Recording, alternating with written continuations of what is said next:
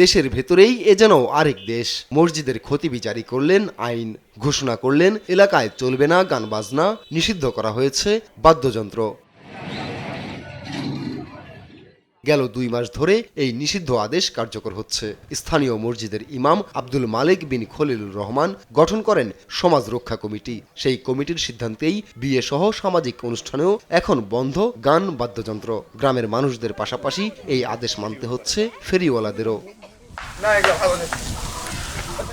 এমনই কাণ্ড ঘটছে চাঁপাইনবাবগঞ্জ শহর থেকে মাত্র 7 কিলোমিটার দূরে সদর উপজেলার তেরশিয়া পোড়া গ্রামে। যে মাইকে কোনো কিছু করা যাবে না, গান বাজনা কোনো কিছু করা যাবে না, খালি আজান দেওয়া চলবে। আর এই গ্রামে কোনো গান বাজনা হবে না বিয়ে বাড়িতে। মসজিদের ইমামের দাবি, বিপদগামী মানুষদের সঠিক দিক নির্দেশনা দিতেই নাকি এই উদ্যোগ। স্টাম্পে সকল সদস্যের স্বাক্ষর নিয়ে আমরা লাউডলি গ্রামের মধ্যে নোটিশ জারি করেছি। যতগুলো অপসংস্কৃতি আছে, শিরক বিদাত আছে, সবগুলোই ধারাবাহিকভাবে একটা একটা করে সমাজ থেকে উৎখাত করব। উপজেলা প্রশাসন ও পুলিশ বলছে, এভাবে কমিটি করে গান বাজনা নিষিদ্ধ করার কোনো সুযোগ নেই দেশের প্রচলিত আইনে।